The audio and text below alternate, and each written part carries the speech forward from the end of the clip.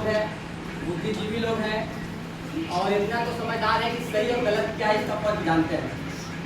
यहाँ पे देख रहे थे कि सभी लोग झंडा फहराने के बाद पूरा जाने के क्रम में मतलब जो भी थे कि धीरे धीरे पूरा जाएंगे, लेकिन सबसे पहले ये बात जानना है कि आप आ रहे हैं, जा रहे हैं, आप कोई भी काम कर रहे हैं, ये तो हमें आज़ादी मिली है जब आप कर रहे हैं, और ये आज़ादी अगर नहीं मिलती तो आप घर में बैठते और पकड़ के काम करने के लिए अग्रे लेके जाता। इस आज़ादी का महत्व बहुत है ना, जिसकी आप कल्पना भी नहीं कर सकते। ये आज़ादी हमें कोई खैरात में नहीं मिली है। इस आज़ादी के लिए लाखों करोड़ों कुर्बानियों का सामना करना पड़ा है, तब हमें ये जाकर आज़ादी मिली है। इस आज़ादी के लिए मंगल पांडे ने बलिदान की प्राप्त किए, महात्मा गांधी की सत्याग्रह इसमें है, भगत सिंह की फांदी इसमें है जिनको फांसी लगा था, सुभाष चंद्र बोस का आजाद हिंद फौज इसमें है। इन सारे लोगों का संघर्ष है, सारे लोग बलिदान किए, तब हमको आजादी मिला है। और आज हम लोग बैठ के चैन से जिलेबी खा रहे हैं और एक दूसरे से बात कर रहे हैं। और आप लोग आज का युवा पीढ़ी तो इस चीज को भूलते जा रहे हैं, इसीलिए हम जबरदस्ती सर को बोले कि नहीं रोकना है, सबको बताना है। हम नहीं बोलेंगे, आप नहीं बोलेंगे, बच्चा लोग कैसे सीखेगा भाई कि झंडा क्यों फहराते हैं? इस आजादी का क्या महत्व है?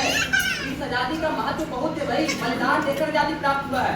इन्हीं आजादी के लिए हमारे बिहार का 80 साल का बुजुर्ग बाबू वीर कुंवर सिंह, जिसका आप लोग पढ़ाई करते हैं, 80 साल का बुजुर्ग हुए और उसके बाद लड़ाई लड़ी और अंग्रेजों को छक्का छुड़ाया। ये सब चीजों को आपको ध्यान में रखना है, ये सब चीजों आपके अंदर खून में दौड़ाना है। आज की युवा पीढ़ी आजादी का मतलब सीखे नहीं, बाहरी आजादी। आजादी के मतलब आपके अंदर भी आजादी होनी चाहिए। आजादी के मतलब आपके अंदर की भी आजादी होनी चाहिए। जैसे कहने का मतलब आप कोई काम कर रहे हैं, आपके अंदर डर नहीं होना चाहिए, आपके अंदर भय नहीं होनी चाहिए, आप कहीं भी जा सकते, आप कहीं भी सकते हैं। और एक बात आती है देशभक्ति की बात, तो देशभक्ति की बात आप लोग भली बात ही जानिएगा कि जो सैनिक हमारे बॉर्डर पर खड़ी है, सिर्फ वही देशभक्ति नहीं है। देशभक्ति हम आप सब कोई कर रहे हैं भाई, सबका आपका जो कर्तव्य है वो कर्तव्य, आपका जो कर्म है ये आपका अपना कर्तव्य, अपना कर्म कर रहे हैं, इससे बड़ी देशभक्ति नहीं हो सकता। सबसे बड़ी देशभक्ति यही है। आपका यहाँ जितने बैठे हुए हैं, आपका कर्म है बढ़िया से पढ़ाई करना, जो जॉब कर रहे हैं उनका कर्म है कि अच्छे से आपका ड्यूटी देना, ये सबसे बड़ी देशभक्ति है ना, अपना कर्म करना। क्योंकि आज जो कभी भाई मास्टर लोग बैठे हुए हैं, कोई डॉक्टर बैठेंगे और ये सब क्या करेंगे? देश की सेवा करेंगे। एक गरीब की मदद करना, एक असहाय की मदद करना, एक भी देशभक्ति है ना। अपने से और हमारे संस्कृति को बचा के रखना, ये भी देशभक्ति के अंतर्गत आता है। हमारा संस्कृति है, आज के समय हमारे क्या संस्कृति लोग भूलते जा रहा है। बड़ों का सम्मान, छोटों का प्यार, महिला लड़की लोग का आदर की दृष्टि से देखना है। अपना व्यक्तित्व इस तरह से विकसित करना है कि अगर महिला लड़की आपके पास है तो सुरक्षित महसूस करे, उसको भय नहीं होना चाहिए, डर नहीं होने चाहिए। ये भी आपका देशभक्ति के अंतर्गत आती है। ये सब आपको गौर करना है और अपने अंदर लाना है। और हम लोग भाई संघर्ष करने वाले लोग हैं। बिहार के लोग, भारत के लोग संघर्षशील है, खासकर बिहार के लोग संघर्ष करते हैं।